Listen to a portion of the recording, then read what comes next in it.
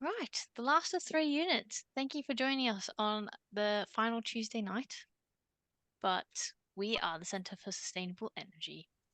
We support people and organisations across the UK to tackle the climate emergency and end the suffering caused by cold homes.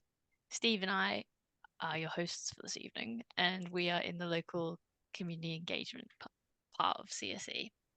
So we sit alongside a research team and a team of energy advisors that work with householders to reduce their energy bills. And there's lots of us, so that's nice as well.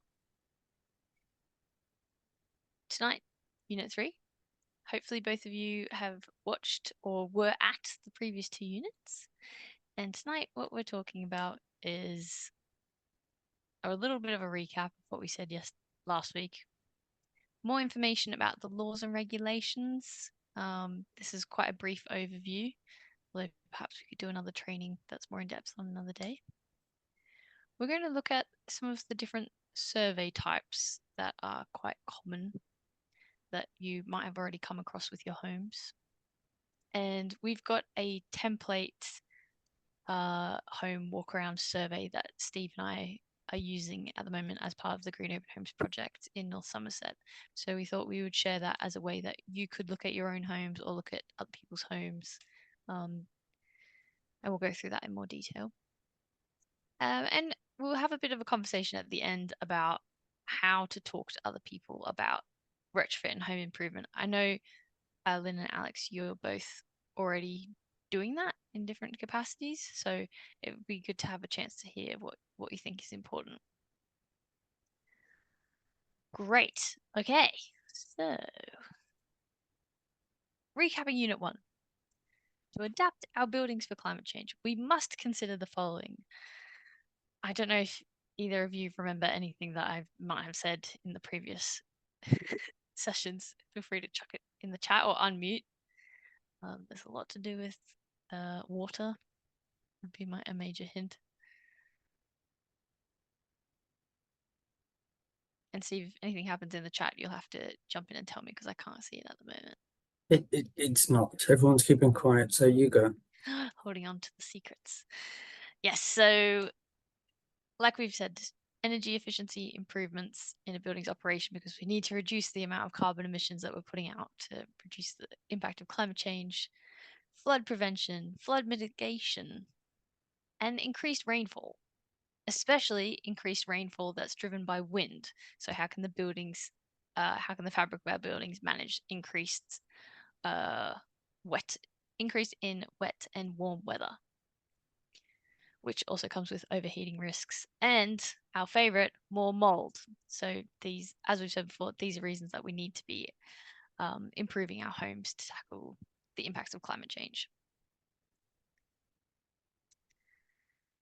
And we've got a bit more information tonight about climate risk and adaptation. Steve, I've got a map here for you. Shall I just back it up? Yep.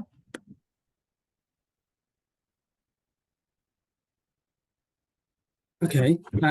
So what's this? Flood risk in the square mile in London. Yeah, flood risk is a sort of funny one. It's not obviously the obvious thing that people think about when we start talking about retrofitting buildings and energy efficiency in buildings, but obviously it does have lots of implications. There's little point in going around covering buildings with insulation if it is going to get flooded and all that insulation needs to be removed. Knowing that, I suppose the level of risk that we're exposed to can sort of help us make better informed decisions, but also start to think about different ways that we can mitigate against the dangers posed by flood risk. And it is quite interesting as well because it sometimes works in fun ways. I was at a community building the other day that's on top of the hill, but does get flooded due to groundwater and groundwater levels. So things do work in mysterious ways. But yeah, it's just to not overlook them, I suppose. Yeah, the next one, I think is this the same area? And this is looking at wave average max temperatures. So I know last week, I think when we were talking, or I was talking to other people, we were in was it an amber warning for overheating risks. And it's not been that hot, so there definitely are worse days to come. And it's a real risk for lots of people. It can often be made worse by things like internal insulation, so we do need to be careful with things, particularly in places with sort of more south-facing glass. Yeah, so overheating is in some ways the elephant in the room, because we're all sort of focused on energy efficiency of buildings, but at the same time, we can't forget overheating in the summer as well. I know this is slightly outside our remit, Steve, but I personally am curious what you think are some of the solutions for overheating in UK buildings, coming from a very warm climate myself. Well, I think it's just something we've not generally thought about. You know, there's lots of other countries you go, they have shutters, they have awnings, they have all kinds of different things that you can use to sort of, I don't know, provide shading. And yeah, we just don't seem to think about it in the UK because it's obviously not hot that often. But unfortunately, it only takes a couple of days, and it does have serious consequences for people's health. Interesting. Another topic for another future webinar. And this is, I suppose, this just goes into our previous slide a bit more. It's just a little table of different things. We've got things like water stress, flooding, overheating. Pests and invasive species is another interesting one within our buildings. It might not be obvious, but if we have got warmer and wetter weather, like we said about humidity, so we are going to, well, maybe we are going to start to see different pests and invasive species within our home that we haven't necessarily been used to before. So yeah, this is just quite a nice little sort of risk assessment of all the different things. Obviously, it will change depending on your region and where you are. So yeah, do look out for locally available data.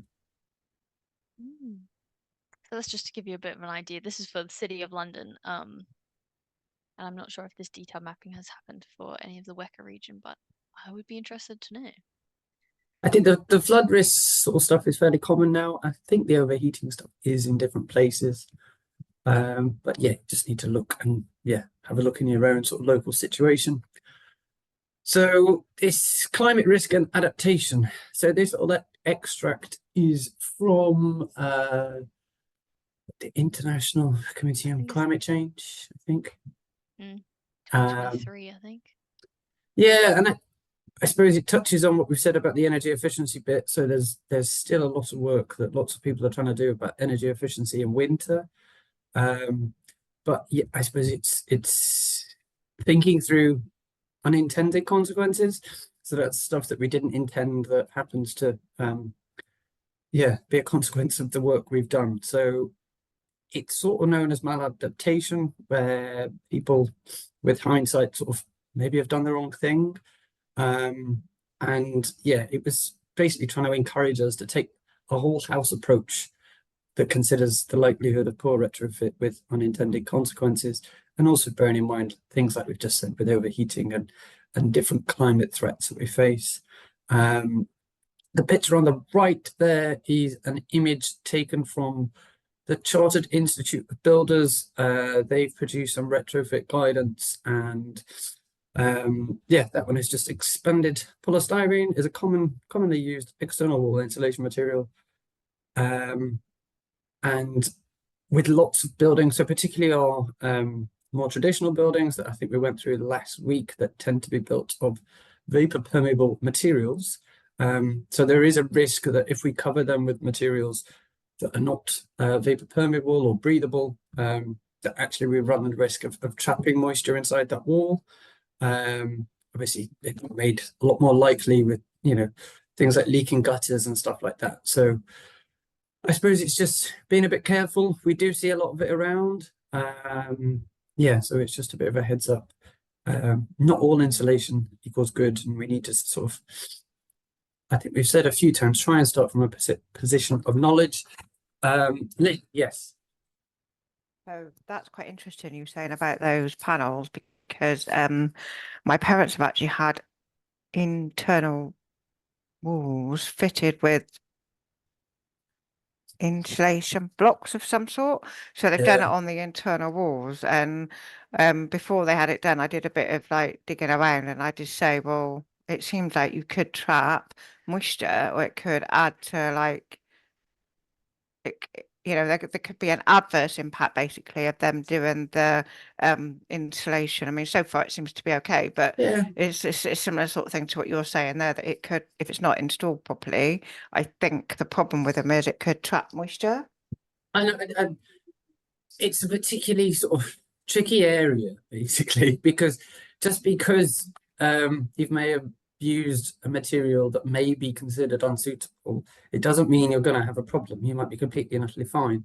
But I suppose it's just what we're trying to do is get people talking about insulation. It's not generally a conversation I think we're used to having. And I don't think we're necessarily aware of the different types and which different types are suitable for different buildings. So I think it's just trying to raise awareness. There's a lot of people out there. Obviously, there's a lot of people wanting to insulate their buildings because we all think, that's what we've been told. That's what we need to do to reduce our carbon footprints. It's just being a bit careful with it. And I suppose it is, considering, okay, well, what if this did go wrong, or what if the gutters do leak, or what if this happens? So it's trying to sort of, again, that whole house approach, try to understand the risk that we're taking, balance any benefits that we might get, and try and take informed decisions. But I appreciate that's quite hard. And it's particularly made worse because obviously lots of salespeople like to sell things. So if you ask people, oh, I want to insulate my house, somebody will come and say, yeah, sure, crack on, and they'll do it. But I suppose that's why we're trying to get people to be informed on the subject and have professional surveys done. And it's just, it's not always the best thing for everybody. And it is a bespoke approach to your house, your area, where you are. There's lots of different bits to it. And I guess that actually, Steve, that kind of links back to what we said on the first night, which is the point of this training is to hopefully give you a better understanding of the issues. And like you say, you've already, talked to your parents about, is this appropriate? We're not sure. Probably, maybe not. You don't know. And it's not about you becoming an expert. It is about hopefully you knowing some more questions to be asking. Yeah, Steve and I had this back and forth all the time when we were making the slides about me saying, Steve, there's too much detail. There's too many different options. There's too many different sides to the story. It's not a cohesive training package. And Steve saying, but the point is that people think about all the different sides. So, yeah. Yeah, and we were out in North Somerset the other day doing an open home event. And we were having a tour around somebody's house, and the homeowner was explaining to us how he removed a certain kind of insulation he had in these big stone solid walls because it was causing him a problem.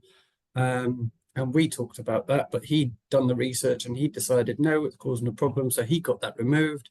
And then we did discuss how it's a bit odd that you can still get government funding to do the same thing. So it's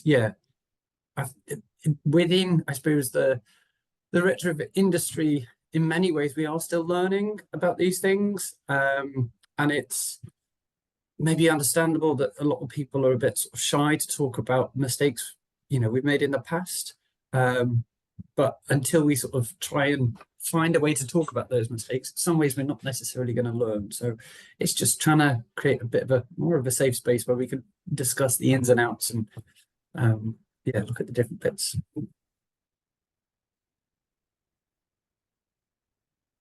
Okay, forgive me if there's lots of acronyms here. So health and safety laws, I'm hoping you've all heard of them. They do have quite a lot in them. CDM, so that stands for the Construction Design and Management Regulations. Then we have COSH, Control of Substances Hazardous to Health. RIDDLE's not really appropriate to us here. That's reporting of incidents, dangerous occurrences, I think. RAMS is your risk assessments, method statements. But then we do find ones that, particularly if you've got older buildings, things like asbestos, if you have them in your building, it's up to you to be aware of that, because obviously if you're asking somebody to go and work on your building, and you've got dangerous substances there, you need to sort of give them a bit of warning. I think, Lynn, you did ask me in the first week about different sort of standards and regulations to try and comply with.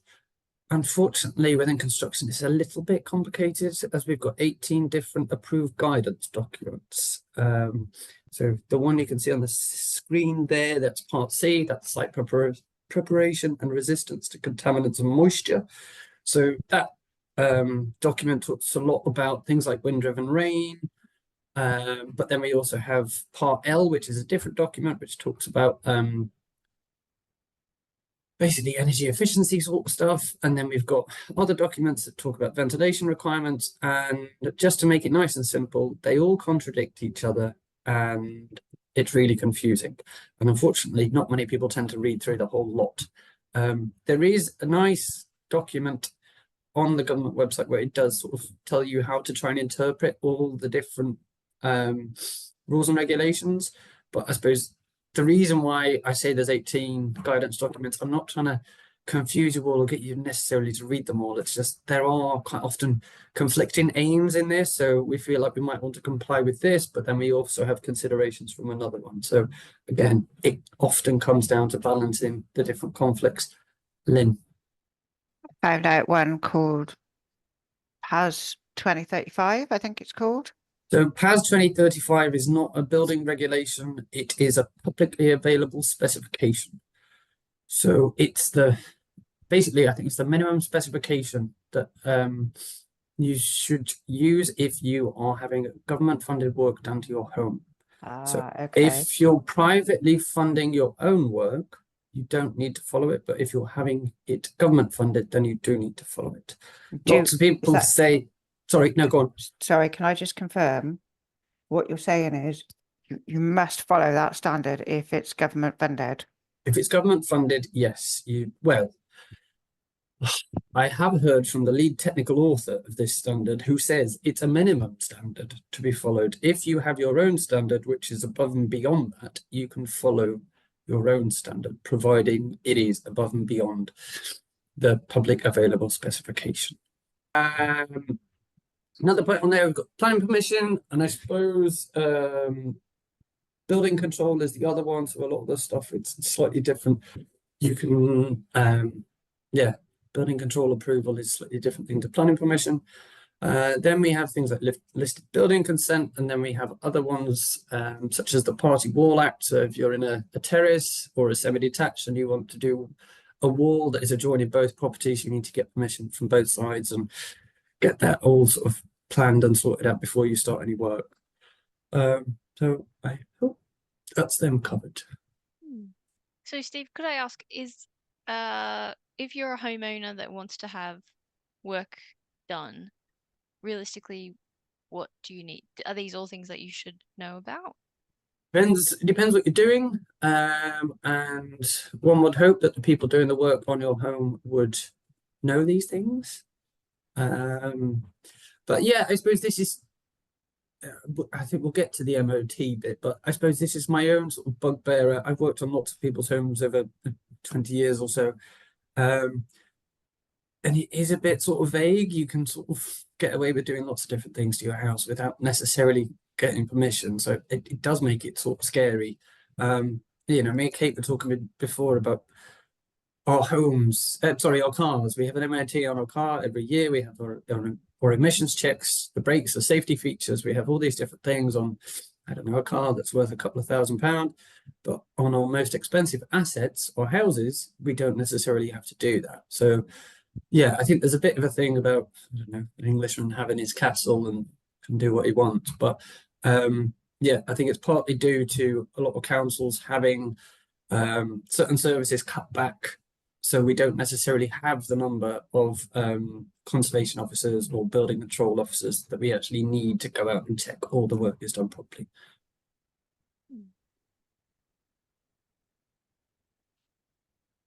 Actually leads on to this fairly nicely. Heritage building regulated. So yeah, our heritage buildings, yeah, there's a lot of confusion around the word heritage. People seem to think it only means listed buildings. It's not. So yeah, all traditional buildings have a heritage value. How you define heritage and heritage value can be a bit grey. But it's just bearing in mind that there are buildings that require additional permissions. So we have buildings that are listed, we have conservation areas, we have areas of outstanding natural beauty, and they do require additional permission. Then again, not all traditional buildings require planning permission because they're not all listed. But the same considerations should generally apply. I'm quite odd. I think I'm the only retrofit person that actually quite likes listed buildings because I've worked on quite a lot of them over the years, and it makes me sort of second guess what I'm doing, and it makes me have to justify what you're doing. Whereas if you're doing work with maybe less stringent permissions, you don't always have to do that. So I do quite enjoy that. But I suppose also worth pointing out that new buildings can be listed, or newer buildings. So the Shard in London, I think, is listed. So yeah, it's just don't make the mistake of assuming because it's not old, it's not listed, because it doesn't necessarily work like that. The other key thing that we were talking about, Steve, is how it is actually a criminal offence to proceed without permission on a listed building. So yeah, there's certain even there it gets a bit vague and a bit grey. So there's certain things that you need permission for. So if I'm doing repairs and maintenance and I'm using appropriate like-for-like materials, then I don't need permission because I'm doing repair and maintenance. If I was to repoint the whole of the building, somebody would argue that that's not repair and maintenance, that's wholesale repointing, and I should get permission. It does sort of depend region to region on your conservation officer as well. I've worked on some where I've thought I needed permission and I've rang up and I've told them what I was doing and they said, no, you're fine, that'll be fine. And then there's other places where you think you're okay and somebody said, nope, you need permission if you're doing that. So it's just worthwhile checking. I know lots of people can be afraid of sort of asking conservation officers because they think they'll always be told no. That's not true. A lot of them do have good guidance out there, specifically for listed buildings and traditional buildings in different areas. And it's also worth mentioning that conservation doesn't mean stopping change, it means managing change. So there is a sort of remit to allow for change. We just need to be quite careful in what we do.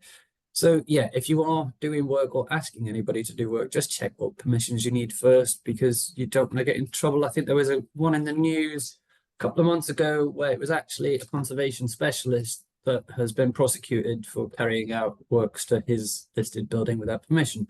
You would have thought he would have known better. So yeah, just be careful. That's funny. When I asked you this question ages and ages ago, Steve, about how should you know if the constructors that you are trying to contract know how to do a good job on traditional buildings, and you said to ask what they've done before and whether they have worked with traditional materials and if they know how to work with lime, I think was your exact answer. Yes, so it's a bugbear, and it's something that I think people are trying to fix and trying to change. So for a long time, if you went to college to study plastering or anything like that, you would be taught how to plaster a new home, basically with modern materials and modern methods.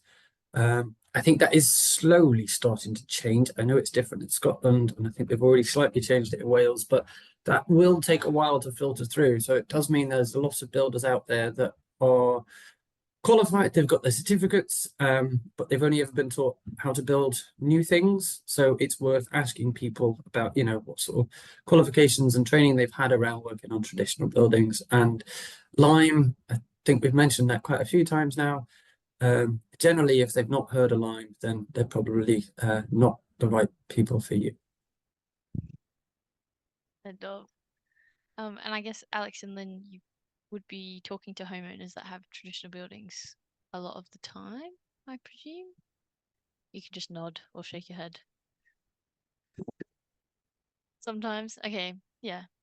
Interesting. It's always a weird mix, because you say about, you know, traditional buildings and stuff, but what you generally find with most buildings is they're always a combination of a few. So the open home we did the other weekend, it was an old stone built that had an extension in the 70s that was a sort of more modern thing. So yeah, they're often a mixture of different types. So Okay. Kate, this is you. Yes, this is Lynn, me. oh, quickly, sorry, Kate, before you Yeah, go. sorry, it's just an observation.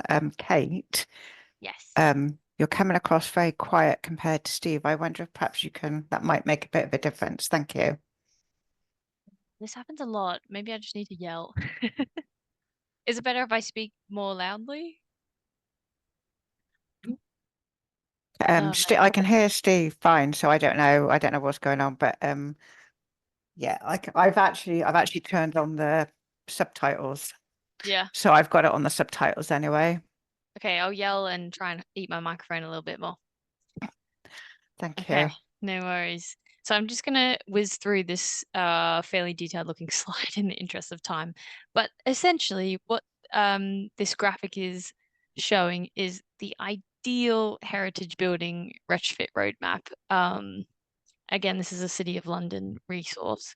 But the reason that well, I think Steve, you've used this in quite a few different presentations now, is that it starts from a position of knowledge, number one, and we've talked about this a lot with the whole house approach, knowing what you're working with and how you use it, and how the people in the home use the home is the most important place to start. And then going around, following through the yellow dots, it's talking about identifying the risks and what are the opportunities. Number four is developing a whole building retrofit plan rather than just technical solutions for individual problems around the home. This is for like monument style heritage buildings because it has a business case, which hopefully, I guess in a home, your business case would be more about making back the money that you're spending on energy efficiency, for example. And then even in these later steps in the cycle, you're still engaging the occupants, so they're involved the whole way through. And it is a loop, so you're testing out what works and then coming back and doing more. So Yeah, it's a cycle. and old adage, it's not fit and forget retrofit. You know, you sort of go through. None of our buildings are ever finished. We're all sort of doing bits over them. So yeah, in some ways, it's never ending. Don't mean to make it sound too daunting, but yeah, it's important to learn and go back through and evaluate and yeah. Yeah. And starting from the position of knowledge, we're going to talk a bit about surveys today. So, Steve, could you give us a Yes. quick, well, it's a long list, but it's not It is a long necessary. list, and unfortunately, it seems to be one of those bits that it just is so confusing, the word survey. There's lots of different bits. When people say surveys, what do they mean? There's retrofit surveys, and I'm quite sure everybody has different ideas of what's actually included in a retrofit survey. This is where the PAS 2035 approach is supposed to help to sort of try and standardize what is a survey. But yeah, there are a number of different ones out there, so I'll quickly go through. So some of you might have heard of air tightness testing. So it's possible to see how many sort of drafts you have and how leaky your home is. There's building condition surveys. You might have heard them if you've been buying houses and that sort of thing. And I personally sort of like to recommend condition surveys if you are going to spend a lot of money on retrofit and doing different bits. It's always good to get a good condition survey before you commit to things. Then we go into mechanical and electrical services. So we've got assessments of heating systems, ventilation systems, and then maybe slightly different people that would look at your building fabric. Then we have energy performance certificates. So that's where a domestic energy assessor comes and does assessments to produce them. I think we've mentioned retrofit specific ones, but then there are things that we can do at home. So energy use monitoring, it might be as simple as, you know, looking at your bills and keeping a bit of a spreadsheet, or it might be having a smart meter. There's air temperature monitoring. So some of us have thermostats already. Maybe we have a couple more in different places. I always find them useful, particularly if you've come in from a cold day, you come into your house, oh, it's cold, I want my heating on. If you look at your, you know, your thermometer, it's like, it's 19 degrees, it's not that cold, just need to put a jumper on. Then we've got things like air quality monitoring, so we can monitor relative humidity, and we can monitor things like carbon dioxide, not to be confused with carbon monoxide. And then we've got things like thermal imaging assessments, which we've got a bit of an image there of a leaky door. So we can do things like that DIY, and we can have these done professionally as well. And when we say DIY, Steve, you're meaning that you can purchase carbon dioxide and humidity monitors quite cheaply on wherever you buy things online. Yes, yes, you can. Yeah, and you can spend slightly more money on them. It's sort of up to you. I find the humidity is it's quite a nice and easy one, and it sort of informs my behavior. I think we talked a bit last week about, if you need to dry washing inside because you literally have nowhere else to do it, if you've got a little humidity display, it might sort of show that actually it's getting really humid in here, so maybe I need to open a window. So it's having things like that can sort of, I don't know, nudge our behaviors a bit as well. Yeah. Which would help you with mold and damp, for example, knowing when to open the windows. And the thermal imaging assessments are technically DIY because lots of libraries in the Weka region have thermal imaging cameras that can be rented out by members of, not even rented, borrowed by members of the public.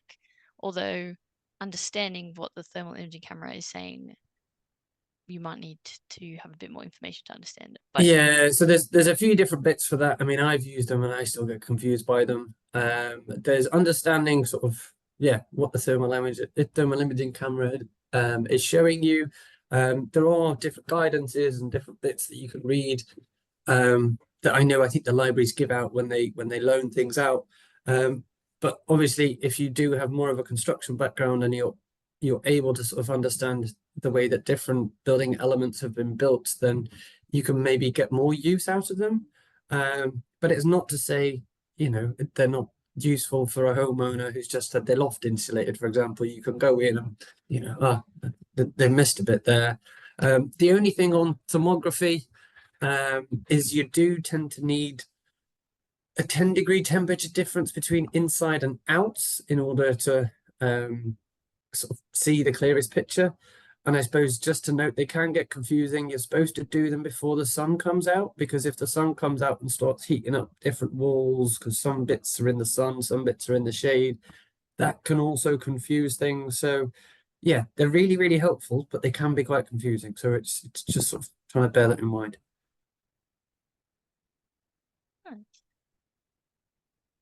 so, looking at time, what we're going to do next is run through an example of a building survey that's a DIY walk around building survey that Steve and I use at Green Open Home events. And then do some, well, Steve's going to show you a bunch of photos. They're examples of things that you might see, things that Steve has seen, basically. So I think let's do this section as a chunk because it all sticks together, and then we'll have a break afterwards because I know there's been a lot of talking. And then when we come back from a break, which will probably be around 7, then we can talk about how we talk to our communities about retrofit. Okay, so surveys are an MOT for your house.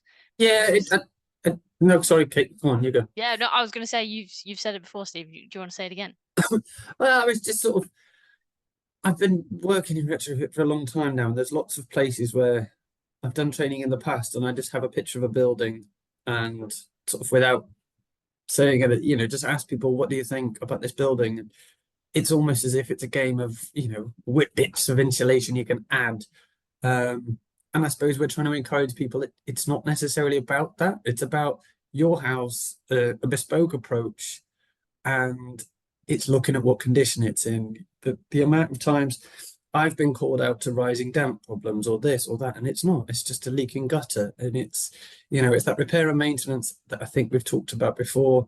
If the building's not in a good state of repair, it's probably not a good idea to cover it with insulation. So it's making sure we check the basics first, and encouraging people not to overlook them. I think people tend to think retrofit is just big, sexy things like heat pumps. I don't know if heat pumps are sexy, but yeah, it's not always big ticket things. We can do lots of little bits around our house, so it's just trying to encourage people not to forget them.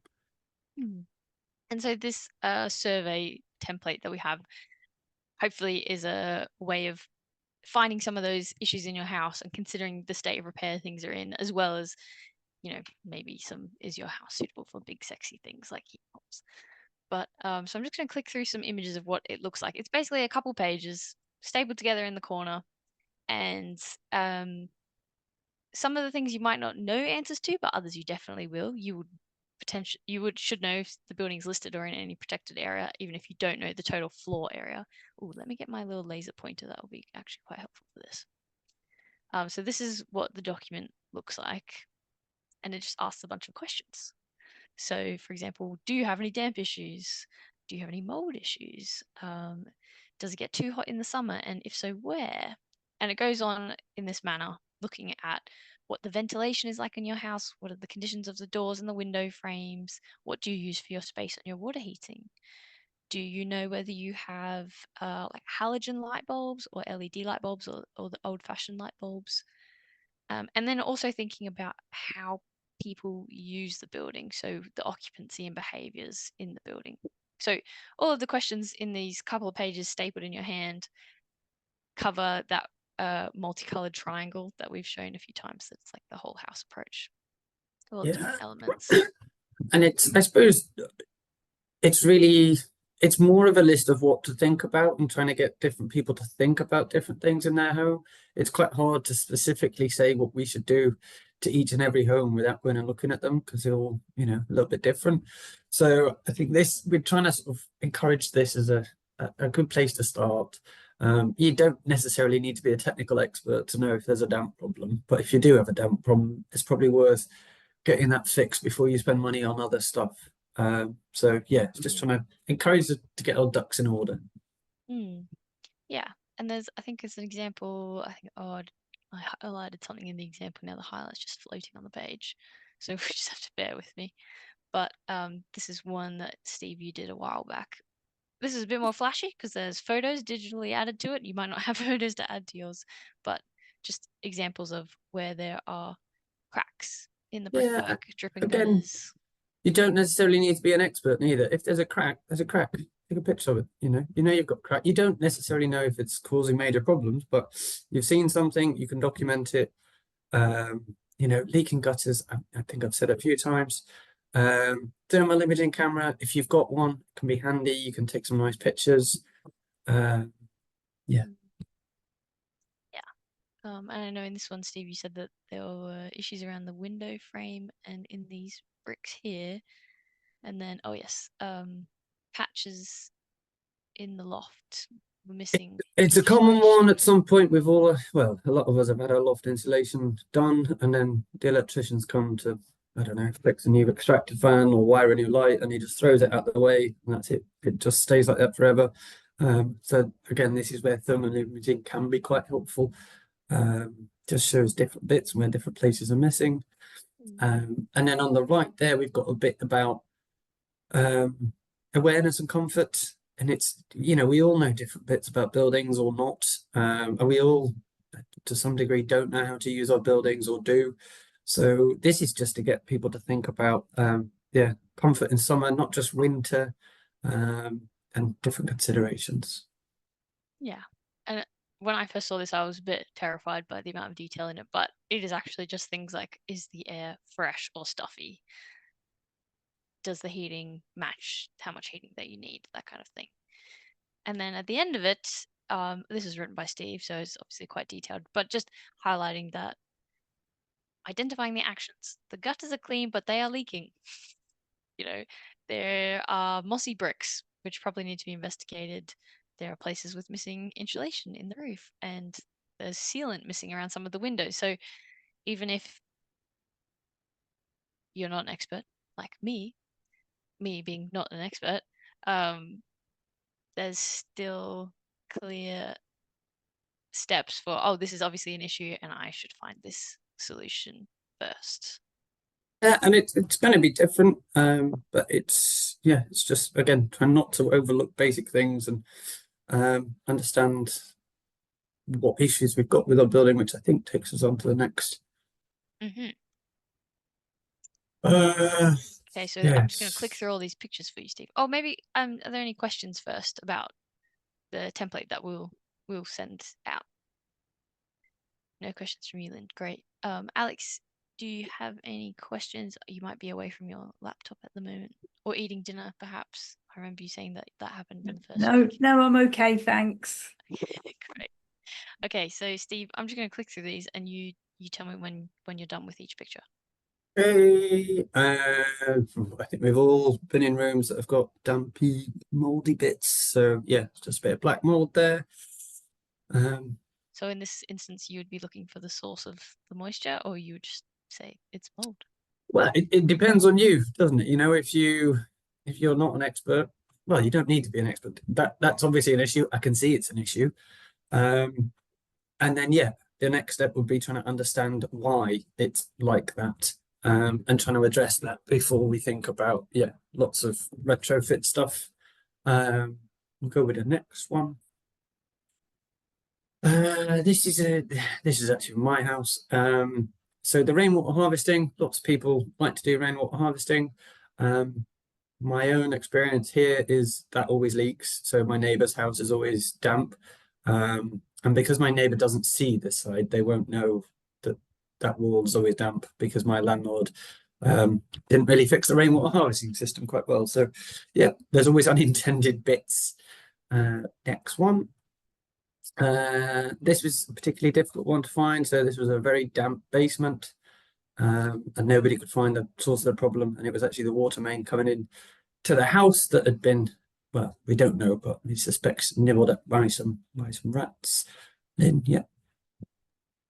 About that first slide Mhm. in the bedroom, I mean, my question's kind of very basic, really, but how do you know what's the difference between damp and mold? Well, damp is sort of more just damp problems. The mold is the sort of fungal side of it. So you can have a damp problem without necessarily having mold. And I think we did talk through mold last week, where unfortunately there's no one way of sort of quantifying what's safe and what's not, because unfortunately it's sort of unique to us all because we all have different immune systems. So what that does mean is if you've got people that are more vulnerable, they will be more susceptible to mold issues. So yeah, but I think we've got lots of different fact sheets and different bits that we can send you through about mold. And actually, I will say the video that we showed last week from the UK Centre for Moisture in Buildings is probably the best video that sort of explains it in a very simple way. So if you would, I can send you that. Yeah, that's great. Thanks. I haven't had a chance to look at the video from last week, unfortunately, but it's on my list. Okay, not a problem. Pictures just come up there, the chimney. Lots of people tend to overlook them or not even look at them. But slightly obvious one, years ago when we had lots of fires, if you had an open chimney like that one is, you can see the pot there on the left. If it rains, water will go down there. If we have a fire regularly, that's not too much of a worry because we'll dry it out when we have a fire. Obviously, if we're no longer having fires and we don't use the fire and we're still keeping that chimney open, every time it rains, it's getting wet and we're not having the fire to dry it out. So it's, thinking about things like that. So even things like putting a rainwater cowl on the top to stop the rain coming down, or there's things like pepper pots that you can put on and they look like a pepper pot. They have lots of little holes in, so you can still maintain a bit of ventilation, but stop the rain coming down. And also that chimney's in quite a bad condition, so rain's getting in all over that and it's causing damp problems down below. Next one. This is a fairly common one, the leaking gutters. So I think some damp-proof specialists have been to this building and said that they need to inject a damp-proof course. It's nothing to do with damp-proof courses. It's the gutters that are leaking that need fixing. So again, let's not overcomplicate stuff. Let's not forget the basics. And this, I believe there's scaffolding up on this building at the moment, but that little blue plaque you can see there, this won some sort of design awards back in 2017 for being, I don't know, very good. but it's had a damp patch on it now for over a year. So yeah, it's just there's the assumption that new is always better and doesn't have problems, and that tends not to be true. So don't fall into that trap. Thermal imaging camera, I think we've seen this image before, that comes from some damp brickwork, and the thermal imaging sort of just makes that quite easy to see, and it highlights the darker bits, which are the colder bits. And as I hope by now we've got, if we have damp walls, they're cold. Cold walls are damp and they lose heat quicker. So drying our walls out is a really good idea. This again is my house, and I think this sort of highlights where a checkbox exercise doesn't necessarily work. If I'm going around a house, my question is, does it have double glazing? And I tick the box saying yes. Well, it does have double glazing, but when it's closed, it's still open and it's still letting the heat out. So it's encouraging us to look a bit closer, try not to fall in the trap of just ticking boxes, and actually have a proper look at our houses. Mine does that as well. One of my windows does exactly that. It doesn't shut properly. I think we did cover, windows and doors last week. Again, people tend to get carried away with, the performance of the door or the performance of the window, but if it's not fitted properly, it's going to sort of undermine that. So it's just worth being mindful of. Right, next. This is the last batch of photos, and it's about past works that might have been done. This is a common one. You sort of see it a lot. I know we all encourage people to insulate their lofts, and lots of us like to say it's relatively simple and cheap, which it is, but it's also sort of simple to do wrong. So I think, again, last week we talked about cross ventilation and the need to sort of keep wood ventilated to help it dry out. So here somebody has got a bit too keen with their insulation and shoved it into the eaves, which is where the roof meets the walls, and they blocked up the cross ventilation in the loft space. So now we're getting a buildup of moisture, and if this isn't rectified, it will keep getting worse and potentially start to rot our roof, and then we need a new roof. So yeah, there's little bits that can have quite big knock-on effects. This one you see a lot, so it is where people have used cement pointing on traditional buildings. That's too hard for the stone. So what happens is, over time, the stone will wear away instead of the pointing, when actually you want the opposite. So again, we talked about it last week. The stuff in between your brickwork and the stone should always be softer than the stones or the brickwork that you have. This is another cement one. There's lots of buildings we have that are covered in cement, and once you start to notice it, that's it for life. You'll just notice it everywhere you go. That's happened to me. I can confirm. I've taken off lots of cement in my life from people's buildings, and yeah, it's quite common that you take it off and you find behind it is damp, because again, we discussed last week, the cement renders being a lot more waterproof, so they have the potential to trap moisture within our walls, and then we have wet, damp walls. And this is one that over time has been covered with cement render. It's got damp, it's cracked, it's let water in, and then to try and fix the problem, somebody's then added another layer of plastic paint to try and keep the damp out. But because the damp is already within the wall, the plastic paint is actually trapping the damp in the wall. So you can see lots of little ripple cracks there. But yeah, next one. I think I mentioned briefly about damp proofing and people selling. People like to sell things that fix damp problems that don't necessarily address the underlying cause of the damp problem. So a bit like I said with the previous slide with the leaking gutter, somebody had come and advised that you've got rising damp, you need to fix a damp proof course. So this is a weird sort of kind of damp proof course that I found on somebody's house, where it's a little cable that goes around and it has a low voltage current that goes around, and the idea is that's some kind of damp proof course. Long story short, it didn't work, so we had to take it out. And this is back to the house with the leaking gutters. So even if the gutters did work, somebody has retrofitted the tarmac footpath around there, so that water now can't really go anywhere. So it tends to fall into the ground next to the building. And because the tarmac is, again, quite waterproof, it means it can't evaporate out from the ground, or so it tends to keep that ground nice and wet, which the stone building then sort of sucks it up through the stone, through the mortar. So again, it's not forgetting little things. Drainage, gutters, where do they go? How do we manage water is quite key. Last one, Steve. Last one. So there's a lot of, again, I think it comes back down to our understanding of retrofit, and maybe we need to be a bit careful. But this is quite old. You don't tend to see too much of it these days, but it's where somebody's gone, oh yeah, we'll do external wall insulation, and they've got somebody to do it, and they've obviously not really thought through, well, what do I do where it's near the gas boiler and it gets hot, and that might be a fire risk for the insulation. So they've just not insulated that bit. But what you're actually creating there is a cold spot and uneven heat loss. So you're potentially making cold spots on your walls, which could potentially attract condensation and give us moisture problems. It's another common thing you see around your toilet waste pipes or around windows.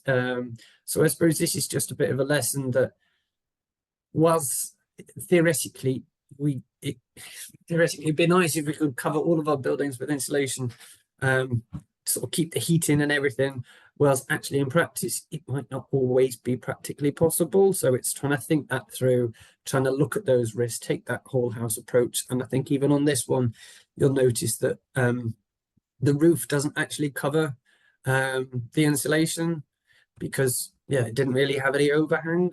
So what tends to happen is they put some like metal trim on the top of the insulation with a bead of silicon sealant, and then what tends to happen is silicon sealant dries out in the sunshine over 5 or 10 years, and then it starts letting water in, and then we've got more problems than probably what we had to begin with. So again, it's about balance, whole house approach, understanding the risks.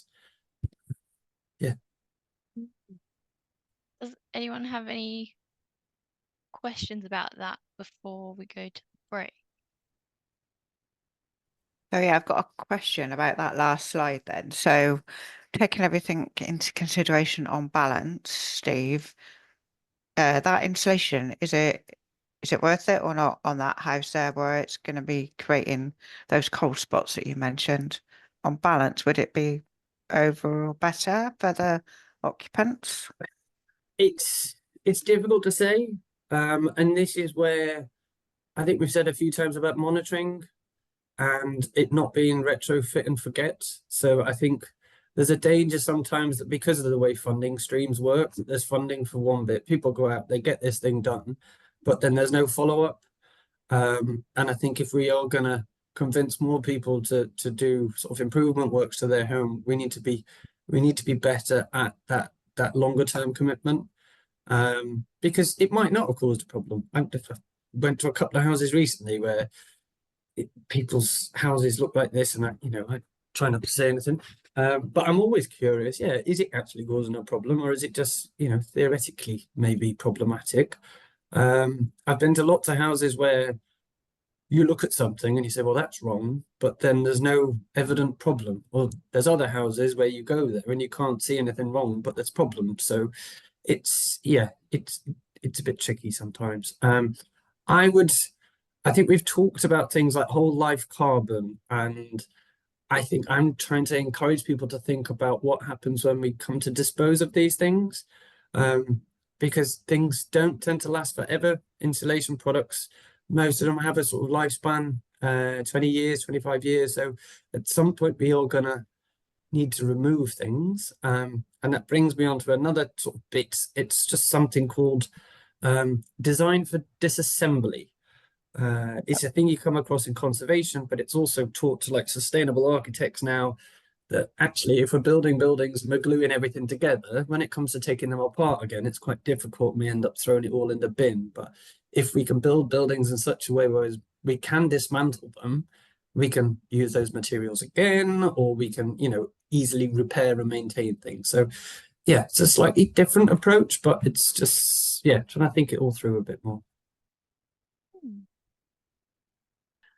Okay, so now that you have listened to Steve and I speak for maybe a total of 4 hours about retrofit, the next and final part of the retrofit basics series is thinking about what to do with this information. And I know that both of you are already doing green open homes things in your local areas. So I just wanted to ask, what do you think that people who learn about retrofit should be doing in communities? I have a few other things to click through here, but I just would rather hear what you think first before I click through our pre-prepared answers. So Anyone jump in? for me, I think what people should be doing and how it's going to happen is two totally different things. So I think we need to be talking to our neighbours because we've all got the same houses. In theory, your immediate neighbours have got the same house, and so therefore you've all got the same problems. And so it's about communicating with our neighbours and understand what problems they've had with their houses, I think, and what they fixed or what they've not fixed, or the problems that they know about. They can't be asked to get them fixed. Yeah, That's one you probably have thing. the same thing. Yeah. But also it's much more bigger than that, isn't it? It's about cost is a big deal, isn't it? It's like I know my window doesn't fit properly in the bedroom, but really, how much is it going to cost to get that fixed? And so it's about knowing what funding, if anything, is available to support fixers. Yeah. Is that something that you find as well, Alex? I know Lynn, you're in Portishead, and Alex, you're in Pensford. Is that right? I'm in Pensford. Pensford, yep. I hadn't really thought about it like that. I was thinking more of when people come and they're looking around my home, what information I could have out for them about what simple steps you could take, and how to start looking at your own house and thinking about what things you could do to improve the whole environment. So I was thinking about it from a completely different angle. Are you planning on opening your home for an event soon? It's in September. Oh, that's right. There's a lot of homes opening in September at once, isn't there? Yeah. Yeah. Yeah, I think those things are all quite interlinked, really. Like opening your home is probably going to end up being talking to your neighbors. But let's see what I've got here on my pre-clicked slides. Oh yes, you guys are advocates rather than being practitioners or advisors. Encouraging others. Yeah, which is what you're talking about, talking to your neighbors. Which can include raising awareness, like you're saying, Alex, having things out on tables when people come around for events or just chatting. Yeah. And I've got written suggesting sources of support, and I don't think that I was thinking about funding when I wrote these slides, but you're totally right, Lynn. That is something that anyone can do. Like if you come across a funding stream or a grant that you're aware of that your neighbors probably could also use, considering the fact your home's probably from the same era, then that's a really good thing to do. Then it was Yes. interesting that you'd mentioned about talking to neighbours and stuff. Well, that's very much, I think, the idea behind open homes is to get people in local communities talking about, sort of local issues. It might be, well, the open home we had the other week, it was an issue with one particular builder that had worked on a couple of houses, and he was like, oh, okay, that's interesting. But yeah, it's sort of sharing good and bad, isn't it? And hopefully your neighbour's not going to try and sell you something. So it's trying to do it in ways that are maybe a bit more trusting than some of the others. And I think that normalizing stuff. There's lots of people still don't even know what heat pumps are. I think my dad was asking me the other week. And I think the more we all are a bit more aware of these things, and the more we sort of talk about these things, hopefully we normalize stuff, and yeah, people do then have more questions, and we can start to make some progress. And I think this might be mentioned in a slide later on, but definitely sharing the good and the bad. Steve, that reminds me of you talking about looking at someone's home and finding that they had a a group of unintended consequences because of like a green retrofit that they have put in, like negative consequences, maladapted to climate change, you could say. But then they were interested in sharing that story with other people and saying, oh, this is something that has gone wrong, but you could learn from this as well. And I think that that's probably just as important as raising awareness of positive things that people can do. Yeah, and it's always a tricky one to talk around. I know we always have a bit of apprehension about showing some of the slides about maybe things that have been done bad, because it can scare people, but we also can't ignore these things, and we're not going to learn from stuff and make things better unless we sort of embrace them and talk about them. So yeah, often a sort of fine line to tread. But hopefully that's where advocates we can come in and we can talk about it in our communities, and yeah, talk about leaky gutters everywhere. Clear. Motivations for retrofit, motivations for home improvement. So thinking about talking to your neighbors or having people coming into your homes, do you feel like you have an idea of why they would be interested in retrofit or home improvement? Well, the big thing is the money, isn't it? The cost of the electric energy and all the rest of it. I've actually got to do my energy today because all the deals are closing, apparently. I don't know, are they? But the cost has got to be one thing. It's got to be I would think that's the most important thing for most people is the cost. And it's understanding when that payback period is, and if it's worth all the cost, isn't it, against the payback of whatever change you're making is. Yep. Yeah, so that would influence how you talk to people about it, knowing that that's what they're interested in. Alex, what about you? Yeah, I think there's the cost of your energy. There's also people that are concerned about the environment and want to, do something to help improve it. But there's also the comfort level in your home and the health, like mold and things. Is your home healthy? And is it comfortable for you? Is it a nice environment? So I think it's those three things. Well, and is your building being degraded by repairs that you could make that would also improve those other things? Yeah, for sure. And someone at one of the events on the weekend was talking about thinking about where you are in your life when it comes to these things as well. So maybe you don't have the repayback period, but it would be better for your health, and maybe it would improve a home that you're then maybe leaving for other people or for any number of reasons. Interesting. Anything from you, Steve, before I look at what I wrote a couple of weeks ago? I want to see. I have a look at what you've written. I think we've sort of got most of those points, and I think for me, it's always.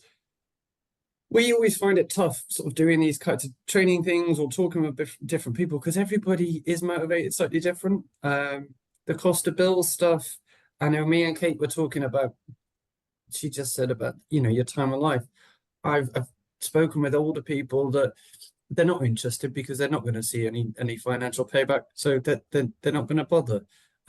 Whereas I've also spoken with others that said, well, we're in a financial position where we can do it and we think it's the right thing to do, so we will do it, even though they're not necessarily going to see any savings or payback. And yeah, some people do it for environmental reasons. I think as you go through, obviously we've got the climate change stuff. Go on, Kate. Let me click through these.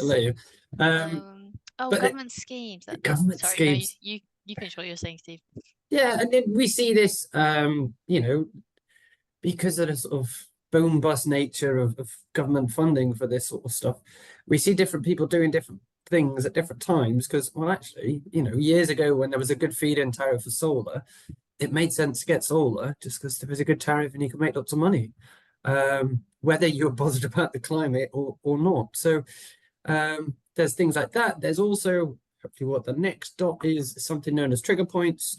So I think one of you said about, repairing broken things and stuff. Like if you've got your broken boiler, then maybe consider swapping it out for something else. But on the flip side of that, if you're in a distressed purchase, you're in the middle of the winter and your boiler breaks, yeah, it's hard to try and force people to then get a heat pump, which might take a bit of designing and a bit of work in your house. If you're old and vulnerable, or just, yeah, everybody's slightly different.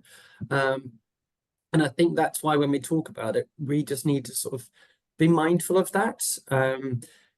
I think we've said a few times about the word retrofit. It sort of grates me a little bit because a lot of people don't know what it is. So, if you're going and talking with certain groups, maybe don't use the word retrofit because it's just going to go straight over their head. There are other groups that I think I'm starting to get a bit cynical with a lot of greenwashing stuff, and as soon as people start talking about green things and eco stuff, that tends to put me off. But that's just me being me, whereas other people are really attracted to green and eco stuff. So it's just bearing in mind that we all view the world a bit differently, don't we? Oh,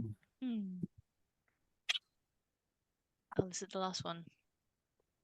Protecting unique heritage characteristics. So I guess that would relate to what kind of home improvement you're doing. Whether you are going to put a big rendering on your brickwork, or whether you restore it in a different way. Or what else would you think that would include, Steve? I suppose it's just a consideration, isn't it? And it's yeah, maybe there's lots of things I want to do to my building to improve its energy efficiency.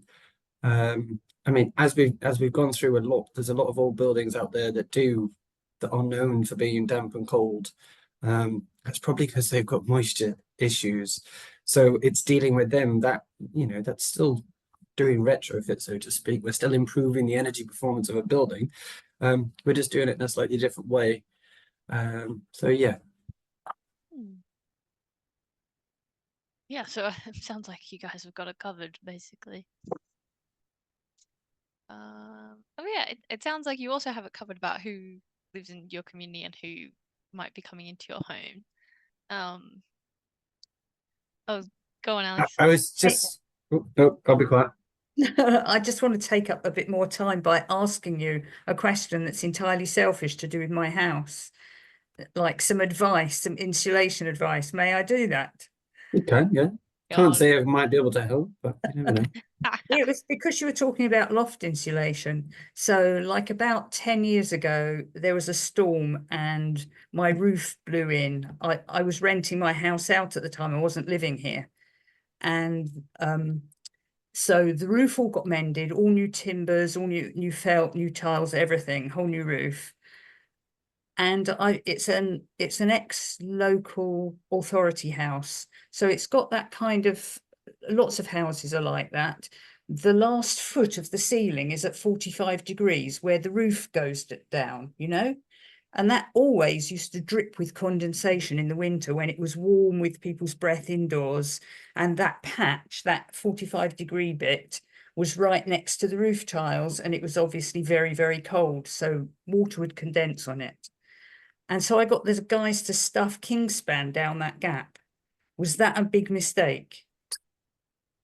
So I think what you're describing is a bit like what was in one of the pictures before when people have put, and it is, you're right, it's common. There's houses where they've just got that little slopey bit there. Yeah, for about a foot. Yeah, and you've got loads of insulation on the flat bit, and then you've got that bit, and it's like, oh, what do you do?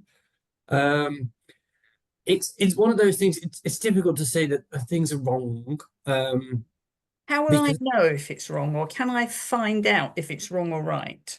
I need there to be airflow up there between the felt and the battens. That's the idea, yeah. So it's not to say that it's impossible to insulate things like that. It's just, yeah, might be it's just tricky. If they've left a bit of room as well, it will be all right, maybe. Yeah. Again, if it's causing a problem, you would sort of notice and you would see it, and you go up into your loft. You could probably smell it was a bit musty, or if you can look down any of those places. Just because something might not be, absolutely best practice doesn't mean it needs ripping off and it all needs to go in the bin. It's just it's one of them. It's just being aware of the different risks. Okay. And unfortunately, that is a common issue, which is again, that's why we want people to talk about this. That, you know, if you're going out in your community and you're like, well, I had that issue with my house and we tried to do this, and well, it might not be a problem, but if you're going to do it on your house, maybe try and do it differently like this, or maybe try and think about that beforehand and maybe plan it a bit differently. So yeah, it is tricky. Okay. Yeah, it doesn't always mean it's wrong, if that makes sense. Okay. Thanks.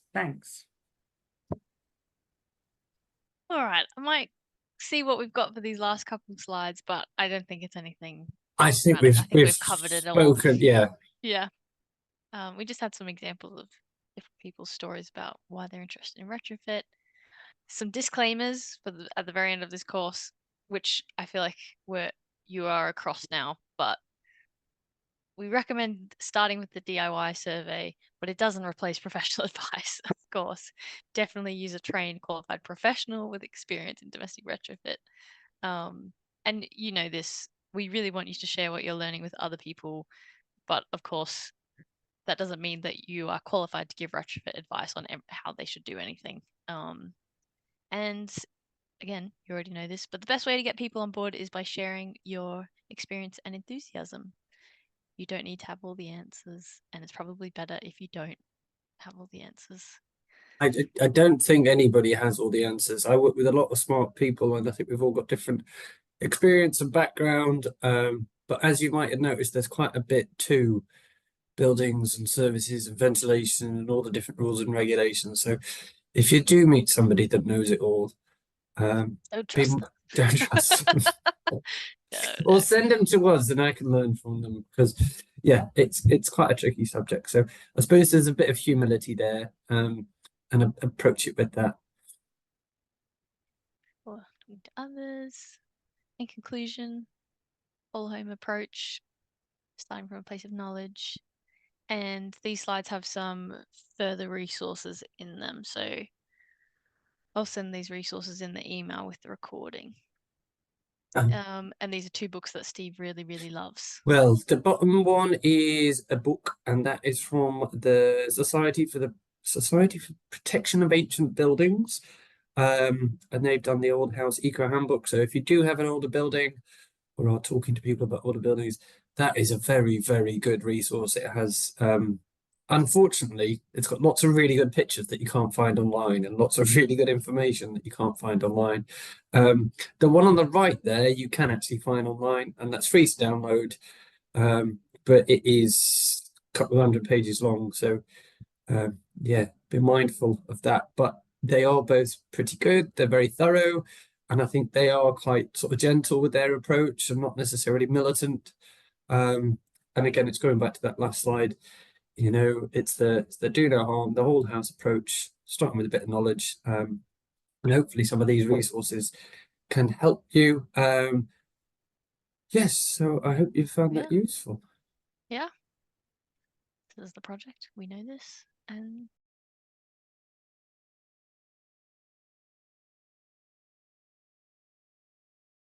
That was amazing. it. Thank you.